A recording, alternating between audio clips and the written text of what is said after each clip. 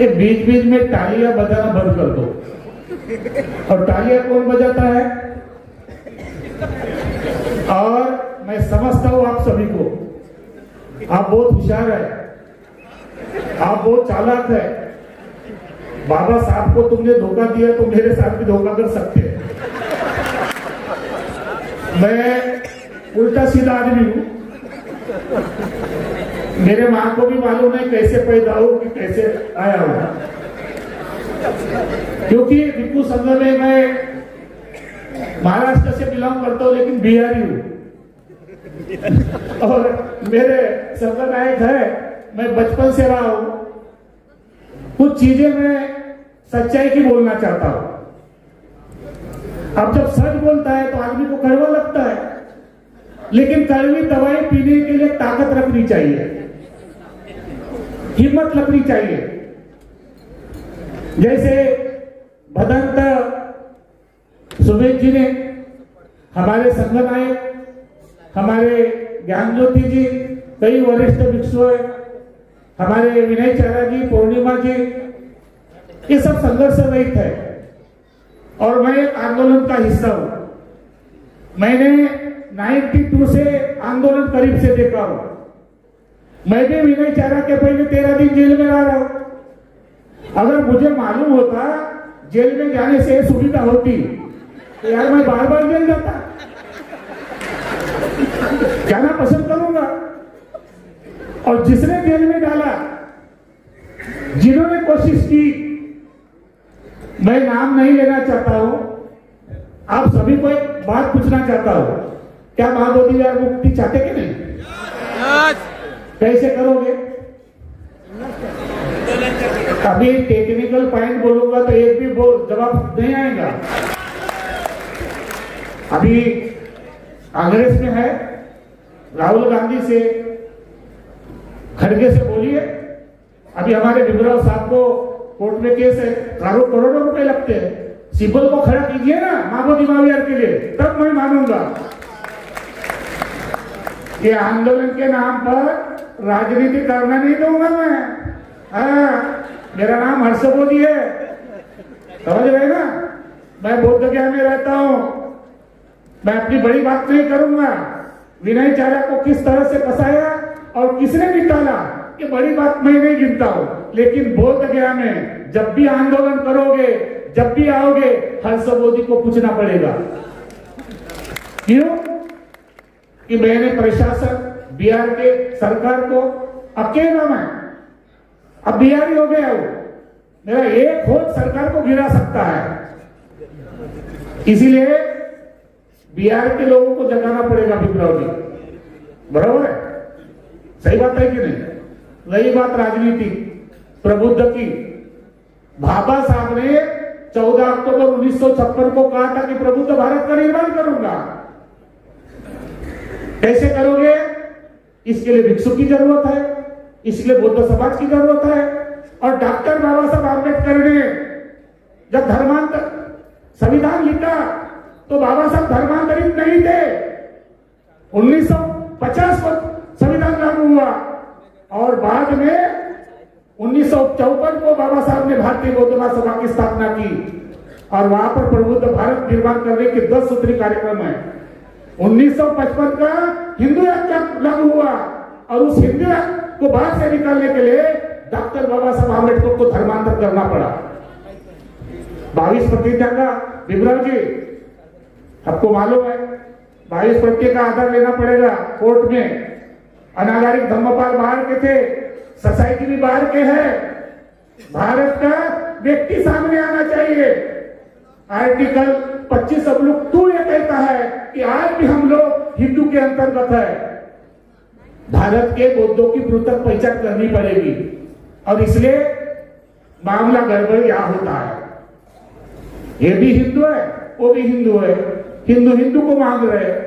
बाबा साहब ने संविधान दिया और धम्म दीक्षा ली और वो बौद्ध होके उनका निर्माण हुआ है। मैं आपसे पूछना चाहता हूं, क्या आप हिंदू होकर मरना चाहते हैं बौद्ध? तो अभी तुम्हारे दस्तावेज पर मार है, अभी तुम्हारे दस्तावेज पर नवबोध है और कायदे से मार भी हिंदू में है और लोग बोलते भी हिंदू है। जो अल्पसंख्यक बोध है, जो माइनॉरिटी बोध है, उसको सामने खड़ा करना पड़ेगा कि नेशनलिज्म का मामला है। हमको टेक्निकल हिसाब से जाना पड़ेगा। तब उसको ब्राह्मण नहीं दिखाई दिया, तब उसको कर्मकांड नहीं दिखाई दिया, तब उसको ब्राह्मणवाद में दिखाई नहीं दिया। लेकिन 6 साल होने के बाद आकाश लामा के साथ 24 साल बाद धरने पर बैठे, मैं उनको धन्यवाद देता हूं। लेकिन अगर आप बुद्ध गया को मुक्ति चाहते हैं तो अपना स्वार्थ, अपना लालच, अपना लोभ, अपना ईगो छोड़ना पड़ेगा और सब समिति बनाकर, एक संगठन में समिति बनाकर महाबोधि की महावीर की लड़ाई लड़नी पड़ेगी। चाहे फिर कानून से हो, चाहे फिर राजनीतिक हो, चाहे फिर जन आंदोलन की हो, तब तुमको सफलता प्राप्त होगी। सरकार को पता है ये लोग चिल्लाएंगे, चंदा और धंधे का आंदोलन मत करो। चंदा धंधा बहुत हो गया, कंसेप्ट का समझा, और लोग उबले हुए हैं। लामा को करोड़ों रुपए दिए।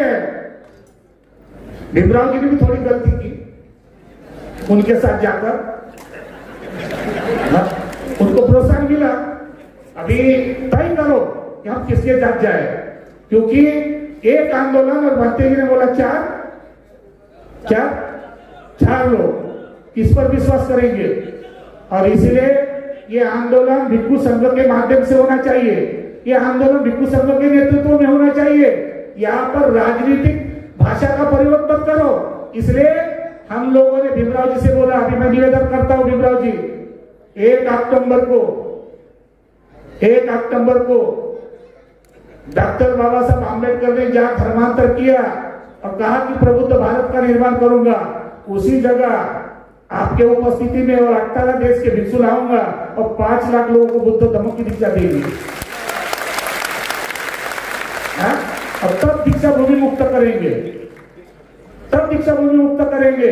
यहाँ पर हिमांशु सोनी जी कलाकार है, आपका बहुत अच्छा रोल देखता हूँ।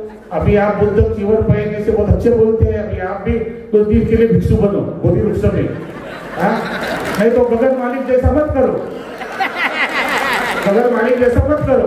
गगन मालिक है, मैं बोलता हूँ, मैंने उनको अभी बोला कि जब तक तुम 22 प्रतियां नहीं लोगे तब तक हमारा विश्वास नहीं होगा।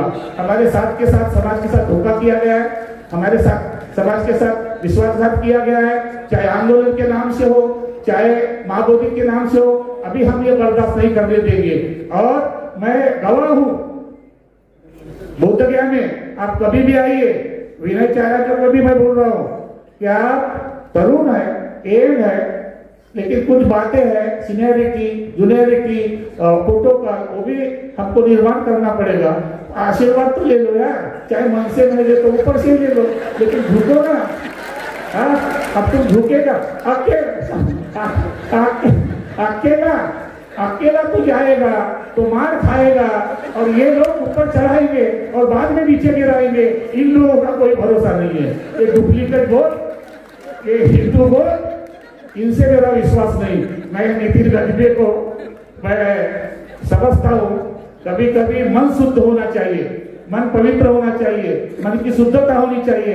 अरे तेरा कोई निर्माण उनकी वजह थी, प्रबुद्ध भारत का निर्माण था। मैं आपके साथ, मेरा आशीर्वाद है।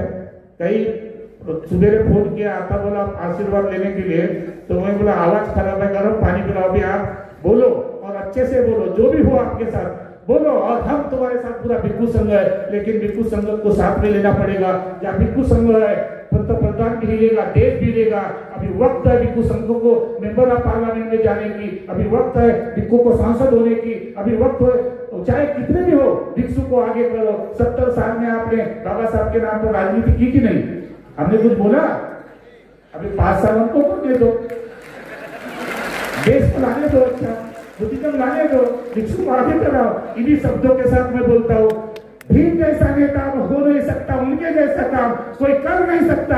लाखों में ढूंढो तो भीम मिल नहीं सकता, और दोबारा अम्बेडकर पैदा इस देश में हो नहीं सकता, हो नहीं सकता, हो नहीं सकता। चमन कहता है गगन बदला, गगन कहता है चमन बदला, लेकिन संसार की खामोशी कहती है लाश ये वही है कि और कफन बदला, अपने आप को बदलना पड़ेगा, विचारिक परिवर्तन करना पड़ेगा, बाबा साहब को कार्यों को आगे लेके जाना पड़ेगा, महाबोधि विरासत यानी बौद्धों की विरासत का बचाना पड़ेगा, एक महाबोधि विहार में फिर बौद्धों की विरासत बचाना पड़ेगा। और मैं ये चाहता हूँ कि माननीय नितिन गजभिये ने बौद्ध विरासत बचाओ की यात्रा नाम देना तो बहुत लोग आते थे और बहुत लोग आगे बढ़ते थे। एक बात और कहूंगा, ए इंसान तू जान है शिलवान है, प्रज्ञा का शस्त्र करुणा समान है, मन में नहीं जो तेरी बुराई का ध्यान है, तर जाएगा तू जहाँ पर। ये डॉक्टर बाबा साहब आम्बेडकर का और बुद्ध का बयान है। इन्हीं शब्दों के साथ आप सबका शुक्रिया अदा करते हुए, आपके अंदर जो बुद्ध सोया है, शुभ बुद्ध सोया है और डॉक्टर आम्बेडकर आधुनिक बुद्ध है, उस बुद्ध ने आपको जो मार्गदर्शन किया है, उस बुद्ध का कारवा बनाने के लिए आप कंधे से कंधा मिलाकर आपस के मतभेद, आपस की नफरत, भाईचारा बनाओ। बुद्ध शांति चाहता है, मानवतावाद चाहता है, करुणा चाहता है, इस देश में एकता चाहता है और बुद्ध के रास्ते पर चलने वाला व्यक्ति कभी पीछे नहीं हटेगा। इन्हीं शब्दों के साथ मैं आपका समय अधिक लिया, माननीय नितिन गजभिये थारगावे में शुक्रिया अदा करता हूं।